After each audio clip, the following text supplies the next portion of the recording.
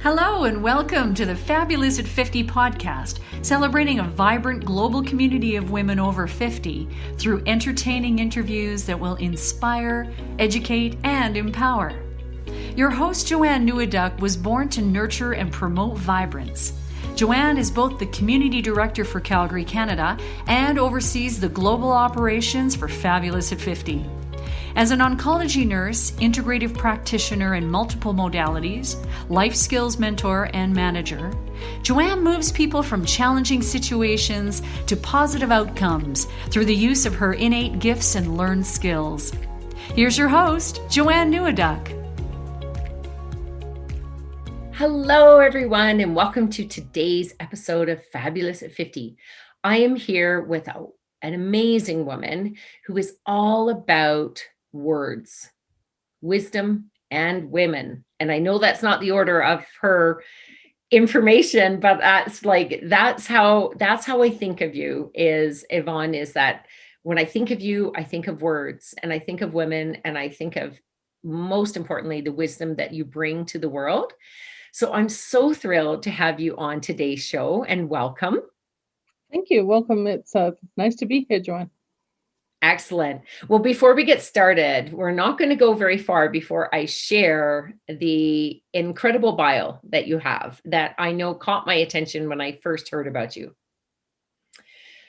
So you, I know, are a success catalyst. And everyone else, just know that Yvonne E.L. Silver is the founder of Women and Wisdom Media. Yvonne is a speaker, best-selling author, radio show and podcast host, certified executive coach, and chartered professional HR consultant. She coaches and mentors visionary entrepreneurs and leaders to flourish in business by mastering their authentic voice to have confident conversations so they can thrive in a man's world. And I know the first time that I heard you speak and that I heard your experience, I was just so drawn in, especially since you have this wonderful accent to go along with everything that you share with the world. And it just flows and brings such a beautiful energy. So I'm so happy for you to be on today's show, and welcome again. Well, it's so nice to be here. I can't believe it's a year? Yes. A year since we had an event together live, just over a year, and here we are still in lockdown. I know, it's incredible. I'm so glad we got it in. So for the listening audience, those of you who aren't aware, is before we were always meeting on Zoom, different cities that have Fabulous at 50 chapters would host live monthly events. And so I run the ones in Calgary. And I made a change last year as to where I was holding them and the format of how I was going to hold them. And I reached out to Yvonne here and asked her if she'd be the first speaker in this new format. And we had like over 40 women come, and I'm sure we would have had more, but we sold out, basically. That's as many people as we could let into this beautiful new venue. And we had a wonderful night, and you did get a chance to share the importance of words. We were in community with women and your wisdom. So that's what today's talk is going to be all about. And I want to start off with asking you, Yvonne, if you could share, I know that some people take on being an entrepreneur later in life, like me. I was a nurse. I think I had an entrepreneur spirit, but I really wasn't an entrepreneur until into my 50s. But I think that might have started earlier for you. Can you share a little bit about your journey? Yeah, I was actually six, seven, around there. So I knew it. Living in England and suburbia. And the lady that lived down the road, who had two chihuahuas, an elderly lady, used to see her going past our front window every day to the park. And then she stopped going past. So I went to knock on her door because I was worried about her. And it turned out she'd broken her ankle. And so when I offered if she would like me to walk her dogs for her while she had her ankle in plaster, and she said, well, what can I pay you? What do you charge?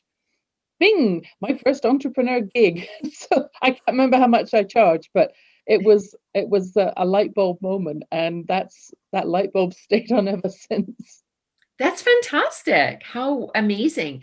And then now I know that you've actually worked having your own consulting and your own businesses, and then you've also worked in corporations as well. So you have like such a breadth of experience.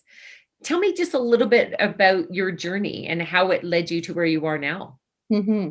Well, I was a rebel in school, so I didn't want to go. I didn't want to go off and spend more time in school or university right after I finished high school in England. So I took a retail job, and that led into a secretarial course, which led into taking a sales role, which is what brought me to Canada, hiring and training sales reps. And from there, I morphed into a technology company and started doing, again, it was a different kind of interviewing and hiring for IT people. Did that for about 15 years, Oh, and wow. then ended up doing my own HR consulting. So along the way, earning an HR designation, and then later in life, earning a charter certified executive coach designation. So it's been a journey that's been mostly in startups, high growth startups, even though they were corporate. They were fast growing Okay. global companies or local companies. And it's been a great experience to have that mix of seeing things from a corporate big perspective. We became Mhm. a subsidiary of Bell Canada at one point. Wow. One of the companies got sold for 12 million as an entrepreneurial gig that I had some shares in. So that was a great experience. That Um, sounds and then in good. the last 10 years, working specifically with women to help women entrepreneurs to flourish in business and leaders to help get promoted, because the essence of my work is helping women to flourish, as you mentioned. And Yes. very often that is about speaking up, speaking out, and being a little bolder with our conversations. Absolutely. And I know just from knowing you that you have a bit of a story around what happened to you when you got into your 50s, that things weren't always aligned and that you really needed to find your own voice in the sense of speaking up and stepping out into what truly aligned with you. Can you share a little bit about that? Yeah, I mean, the simplest term is I burned out. Mm, I burned out when I was doing my HR consulting because I ended up attracting some very big contracts, and I ended up one instance in particular working for a male VP for one of the oil and gas firms in Calgary, and they'd asked me to do this project. And when I presented my recommendations, he completely didn't listen and decided he was going to go in completely the opposite direction, and was asking me to do things that I knew would not work as a coach. You can't coach somebody mhm. who's not willing to be coached. That's not a solution. Right. And it was just the final straw. It's like, no, the money is not the only thing that is driving what I want to do. I have to be passionate about the people I'm working with. Mhm. It's not going to work. So I burned out and ended up taking 3 months off. And during that time, a lot of reflection, a lot of soul searching, a lot of the work that I've been teaching other women to do, taking my own medicine of, what do I love to do? What am I passionate about? My talents, my gifts, my interests, my passions, where do those things all intersect? And where is that pointing for my next path? And it was also when I took Reiki. So I stepped into I was energetic going to resonance, say you took a Reiki. role that really, I think, impacted. You're still doing your business in the corporate, but when you brought in that side of things, I think the energy around what you did shifted. It did. And it was almost like, I had this experience when I was a kid where growing up, my dad had PTSD, came back from the war, he got a bullet in Dunkirk, came back very mean, watched him literally drain the dignity right out of my mum, Mhm. who was a working professional before she had her kids. And literally, I watched her turn into this little mouse. And I swore I was never going to be that person. And then later at 11, he yelled at me, screamed at me because I flunked an exam that I would never, ever be successful in life. I'm just about to go into high school. And so what happened, Joanne, is I put up this shield that Right. no one else is going to hurt me like that ever again with their words. And I realized in my 50s that I was actually hiding still behind the shield, and it was keeping me small. So it wasn't just protecting other people. So that was all part of that 3 month I want to time. pause right there because I think that I got a shiver when you said that. I think that people that are listening this would resonate. At some point in our lives, we put up shields, we put up protections that protect us in that moment, and they are valuable in that moment. But when we're holding on to them later on in life, they can make us sick. And I think that's what you're saying started. It was holding you back from truly being who you were. Yeah. So, I was please continue with that. I just wanted to really illuminate, way to go to have that recognition, because so many people go through life not getting that.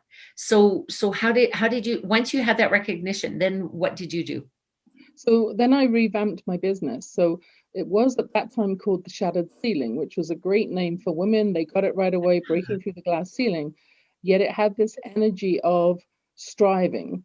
And Mm, that was not where I wanted to be anymore. After I did the Reiki and the energetic resonance work with my coach, I realized that it needed a complete rebrand. So I changed it up and I called it Flourish, I love that. which is all about, it rhymes with nourish. It's about growth and expansion and nature and just being much more in natural flow and different energy, completely different positive energy. And that name worked so well. Yeah.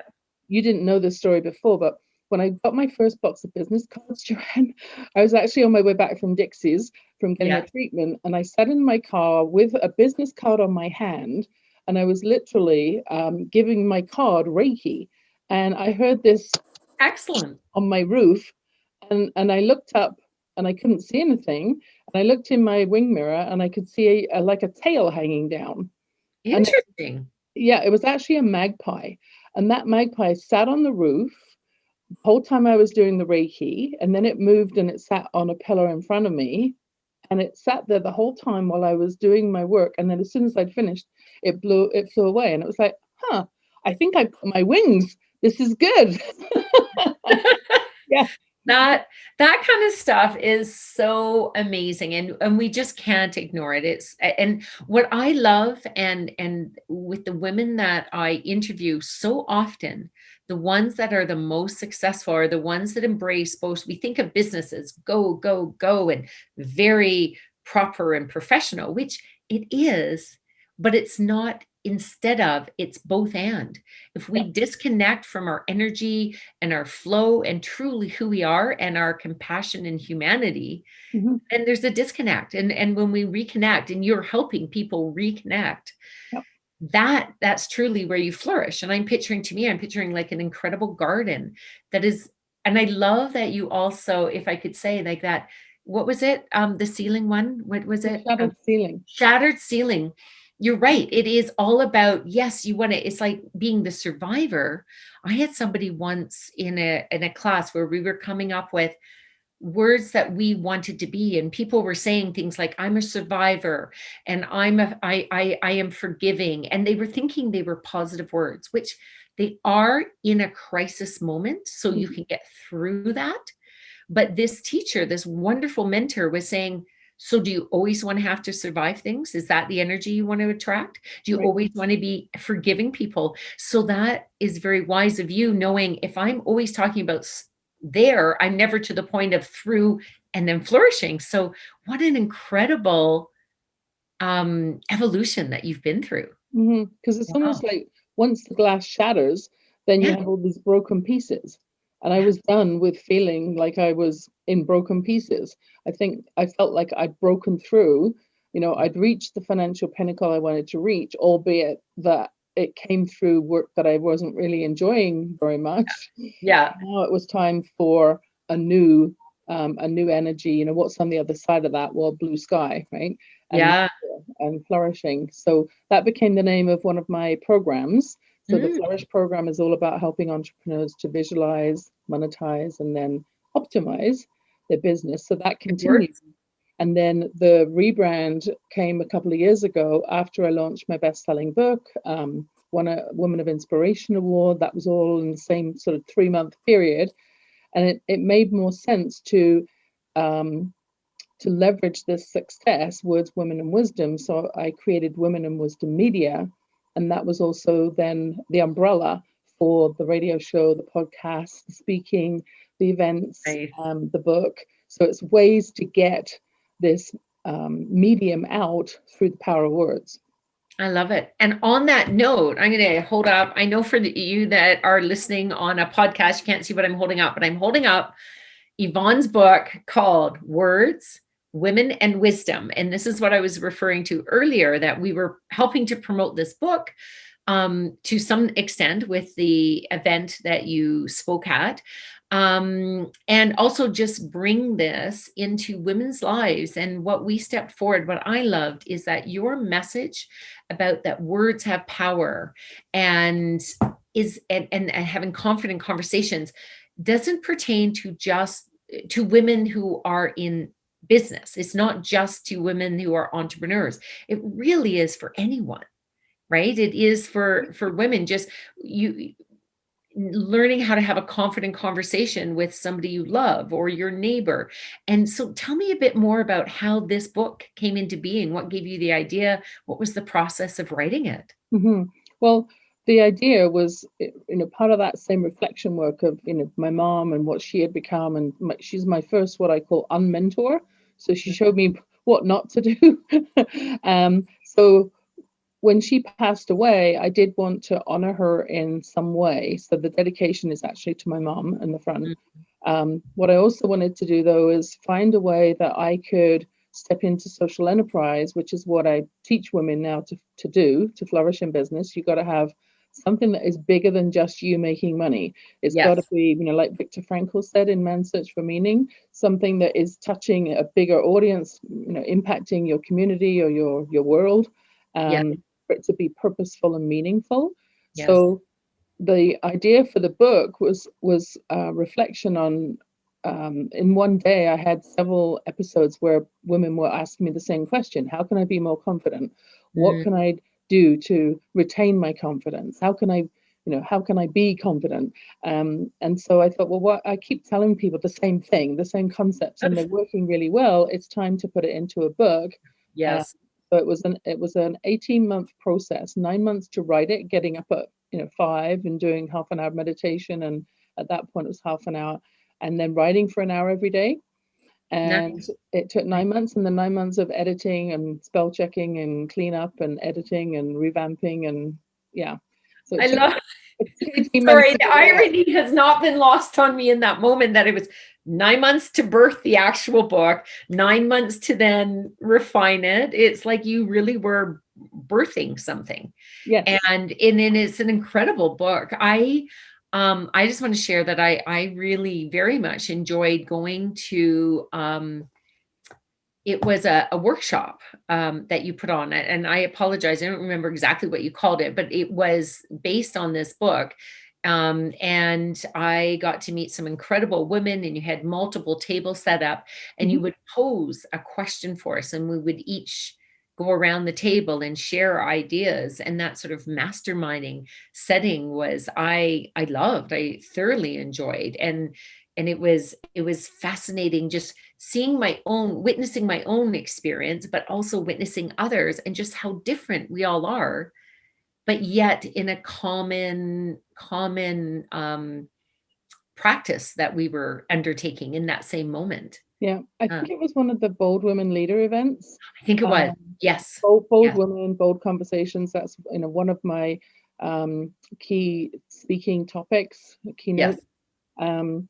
And so I can't do any of those in person anymore now. Anyway, so I'm going to do virtual summit instead. That's right. Yeah. Can you tell us a little bit about your summit? And then before I let you go, we still have a bit of time, but before we let you go, I want to ask you for 3 pearls of wisdom. Of course, as women, maybe something on words, something on women, something on wisdom itself might even be good. But tell us about a summit. So you've moved this to virtual. So how is that going to work? What's it looking like? So in December, I did a 1-day virtual summit called Confidence Plus Credibility Equals Cash. Okay. So the feeling was that women are the major decision makers in all the households for all the big items. We've got a lot of stress on us right now. And if we don't have the resources to, hire a babysitter, or, take go out for dinner, or, have dinner delivered, those kinds of extra things to take the stress off right now, then we're doing ourselves a disservice. So it was about how can women have more cash, and that's entrepreneurs, or if they're in corporate leaders, how can they still get a promotion even in today's economy? It's true. So I mean, businesses are still continuing. Yeah. Some are really struggling, but others are thriving and flourishing in reality. So I put three of us together. So I was speaking about, confident conversations, getting super clear on your value, how you speak up, how you ask for what you want, having more sales, bringing in personality science and some cool tools I'm working with, and how to have 300% more sales. And then I also brought in a $1 million branding image expert. So she shared some great tips about showing up on camera and how you still portray your brand in a different way to attract higher level clients.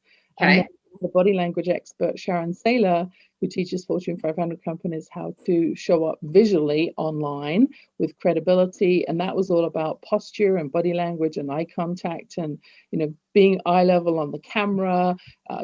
This was one in December. Yes. That was in December. And then I was unfortunately I couldn't make it. And I remember thinking, wow, there's one about how you present yourself speaking, how you present yourself, like, I wouldn't fashion for lack of a better word, but branding, and then the actual body, the physical body. So what an incredible winning combination. Yeah.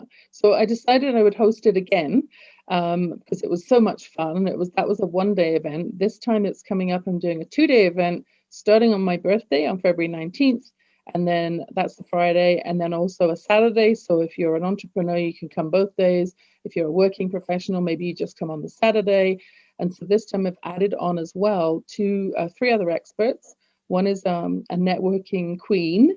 One is a very creative marketer. And then the third gal, Clarissa Burt, is a Hollywood actress, supermodel, founder for the In the Limelight magazine and TV show. Clarissa Burt, and so she's going to talk to us about influence, how to keep it and how to leverage it, this whole media mastery topic, which is so timely. So at the end of the day, the other thing we do is we invite people from the audience who have VIP tickets to come up, do their pitch online, and we will give them feedback. So we'll give them some kudos and some praise, and if there's something that could enhance it even more, make it more powerful presentation, then we're happy to share those tips as well. Oh, that's exciting. That's exciting. I'm looking forward to it. And yes, and happy birthday to you. And I remember that I'm disappointed because, my birthday is just a few days after yours on the 25th. And we talked about, this year we thought we would be able to socialize by now. And we said, let's celebrate together, but maybe we'll have to do it as a little Zoom call. We'll get our glass of wine or whatever and go, cheers to you. That is fantastic. Now, I can't believe we're getting close to the end of our segment here. So before I let you go, though, I want to let people know that if they want to learn more about you, they can you share your website? Can you just say what your website is? It's like my book title. It's wordswomenandwisdom.com. Except instead of an ampersand, it's spelled out AND. Yes. Wordswomenandwisdom.com. And if they're intrigued by what I've shared, there is a little download. There's a red button on there. You can actually get 3 free chapters, an ebook, portion of Words, Women, and Wisdom. I mean, there's 40 different words and word concepts in there, so you won't get them all. You'll get a taste. And then the 3 things that I wanted to share, 3 wisdom nuggets. I think obviously the messaging for me is really how important your words are. Your words matter. Words matter. If you change should, which is something that women do all the time. Oh, I should do this, I should do that. It's got that obligation tone to it. If you change that word to could, it's got this energy of possibility and lightness now. And it's so different. And it's just a very subtle shift. Asking for what you want. If you don't ask, you will never get it because people don't know you want it. And you're increasing your opportunity by at least 50%. And if you give people a choice versus saying, would you like this, yes or no, then they'll pick one of those two choices. So again, you're increasing your odds of getting what you want. And then a third nugget would be, I really feel passionate that it's important that women, if they're entrepreneurs in particular, have a social enterprise element in your business. Yes. So with mine, for every book that's sold, one gets donated to a women's shelter foundation or not-for-profit. So that's Beautiful. my way of spreading the word, and it comes back in spades in how I feel about the work I've put into this book. But I even had someone the other day pop up on Facebook, Joanne, and she said, "Oh, you're Yvonne Silver, the author of Words, Women, and Wisdom. I had that book on my nightstand when I was in the shelter. And now I'm about to launch my book, and I'm doing my own e-course." And I was like, first off, that she remembered, and I don't know how much impact my book had on her, but the fact that her life had completely changed around and she was referencing having that book with her, I was like, oh, yeah.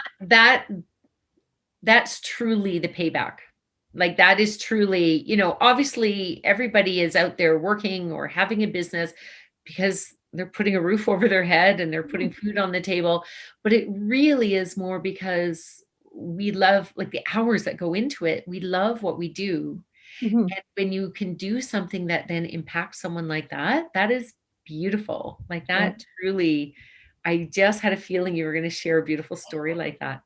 So words do make a difference. And, and we've had a couple. There is a episode I just had with a PhD professor that she talks about the power, the other side of the power, how words can be offensive and that they're often ingrained in our culture without us even realizing. So I love that yours are about the empowering words, because of course the work I do with belief reparenting is always about choice. I could do this or I could do this. Can't do them at the same time. So choose which one. So that's why I was so drawn to what you do here.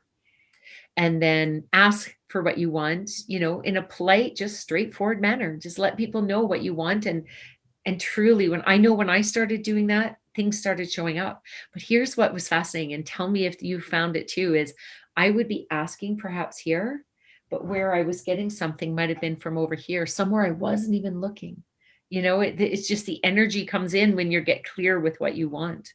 And then that social enterprise. And we can bring social enterprise into our lives, whether we're in business or we're in corporation or personal. Perhaps somebody's retired, we can still bring something into our lives where we are giving back, we're giving of ourselves, knowing that we have something to give to others and just trusting it will have an impact. Mhm. And Well, you do that so well.